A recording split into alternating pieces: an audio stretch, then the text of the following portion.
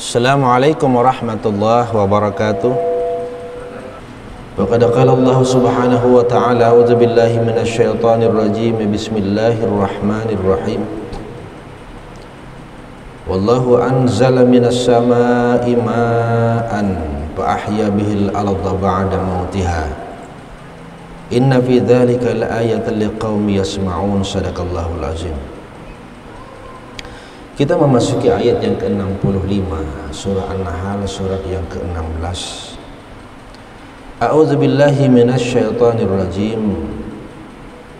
Wallahu anzala minas samaa'i ma'an. Dan Allah telah menurunkan dari langit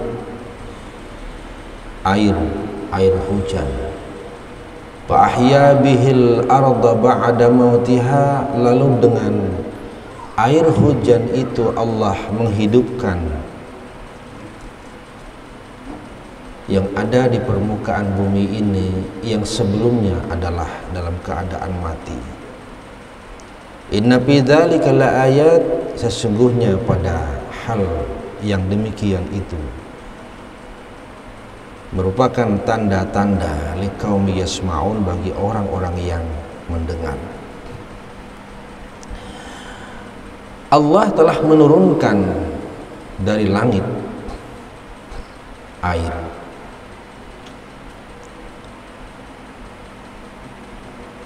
Kata-kata air itu di Quran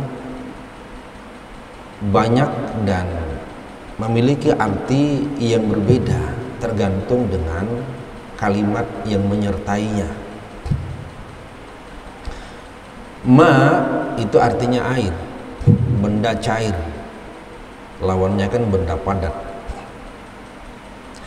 Apabila kata-kata ma dalam Al-Quran itu disebutkan berkaitan atau bergandengan dengan kata-kata nazala, anzala, seperti di ayat ini, wallahu anzala minas samaa'i ma'an. Kalau ma itu berkaitan dengan kata-kata anzala atau nuzila atau anzala, maka artinya air itu air yang diturunkan, dan itu pasti dari langit. Maka air di sini maknanya adalah air hujan, karena turun. Apabila kata-kata ma, air itu berkaitan dengan kharaja, fayakhruju minhul ma, lamma yashaqqaqu fayakhruju minhul ma.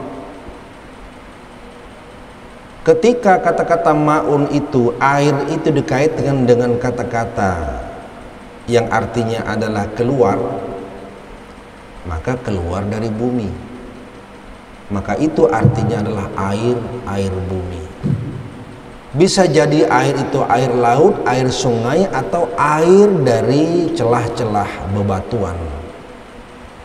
Lamma yashaqqaqu bihi fayakhruju minhul ma.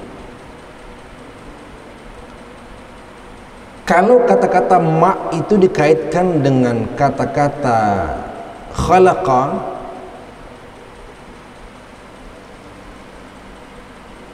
atau khuliqa, maka ma di situ artinya bukan lagi air hujan, bukan lagi air yang keluar dari bumi, tapi ma di sini artinya adalah air, mohon maaf, air mani.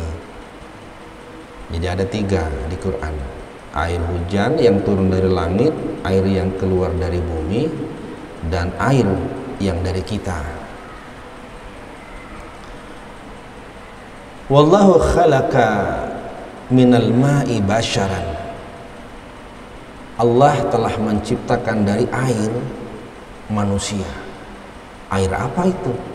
Bukan air hujan, bukan air sumur laut, danau, tapi air mani, karena itu sumber penciptaan manusia.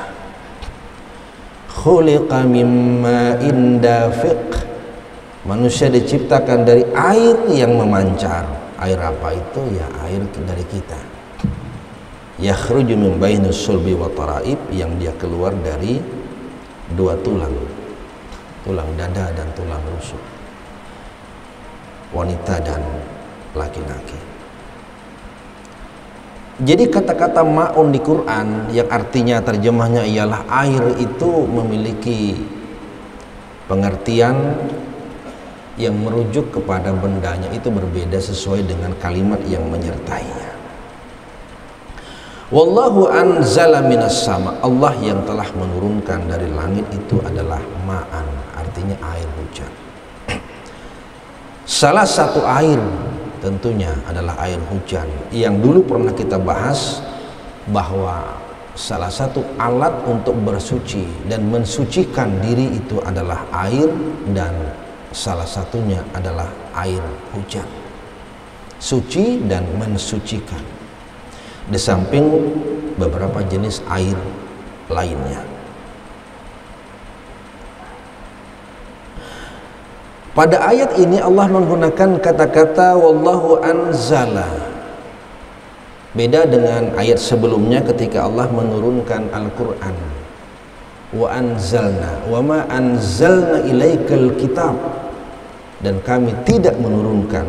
Allah ketika itu menggunakan kata-kata kami.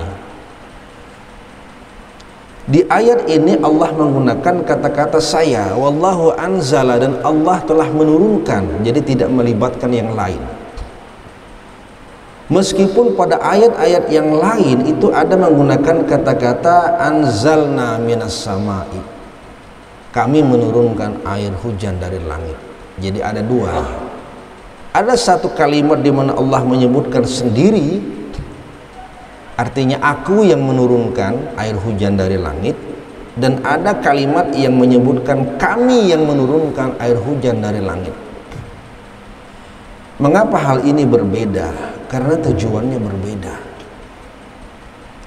Apabila Allah itu ingin menunjukkan kuasa kudratnya tentang materi dan sumber awal hujan itu dari siapa, maka Allah sumber utama, bukan dari yang lain.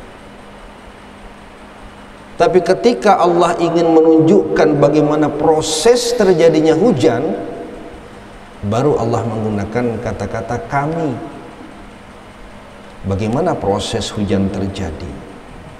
Satu, ada malaikat Mikail sebagai penebar rahmat. Bukankah hujan itu rahmat Allah? Ada malaikat. Maka salah satu fungsi malaikat Mikail adalah membawa rezeki, dan air itu rezeki bagi manusia, nikmat bagi manusia, malaikat. Yang kedua, ada angin, ada awan. Bukankah Allah meniupkan angin, dan angin itu kemudian berfungsi menggiring awan yang ada di langit. Ketika awan itu berat dan kemudian saling terjadi pertemuan, bertubrukan, bertabrakan, maka terjadi apa yang disebut dengan hujan. Karena prosesnya mengalami proses yang panjang dan ada beberapa hal yang terlibat di dalam proses turunnya hujan, Allah menggambarkan prosesnya. Ada malaikat, ada angin, ada awan. Maka wajar kalau kemudian pada ayat yang lain Allah menggunakan kami yang menurunkan hujan, dalam arti prosesnya. Tapi ketika Allah mengatakan aku yang menurunkan, itu menunjukkan sumber utama. Siapa yang bisa menurunkan kalau bukan aku? Bukankah sekarang banyak teknologi? Negara-negara superpower, anggaplah Cina, teknologi yang canggih luar biasa, bisa membuat hujan buatan. Kalaupun ada hujan buatan, pertanyaannya seberapa lama, seberapa kuat, dan seberapa hebat hujan buatan itu dibanding hujan yang Allah membuatnya. Lihat hajamun hujan, rintik-rintik hujan yang jutaan bahkan miliaran titik-titik itu hampir memiliki volume yang sama satu titik dengan titik yang lain. Punya ukuran takaran yang luar biasa, cukup memadai. memberikan kesejukan, bahkan kehidupan. Mun ada hujan lebat pun tidak seperti hujan batu kan. Hujan batu, tapi kalau hujan air seberat selebat apapun tidak akan menjadi seperti hujan batu yang membinasakan. Karena hujan batu itu sejarahnya adalah bagian daripada azab Allah. Tapi mun hujan selebat apapun, sederas apapun tidak mematikan manusia. Ukurannya luar biasa. Allah itu maha kuasa. Kuasa Allah ditunjukkan dengan wallahu anzala minas sama. Aku, kata Allah, yang menurunkan hujan. Mun prosesnya memang kami, karena memang Allah sengaja menunjukkan betapa hujan itu berproses agar manusia bisa memahami bagaimana terjadinya hujan dalam kehidupan dan fenomena alam.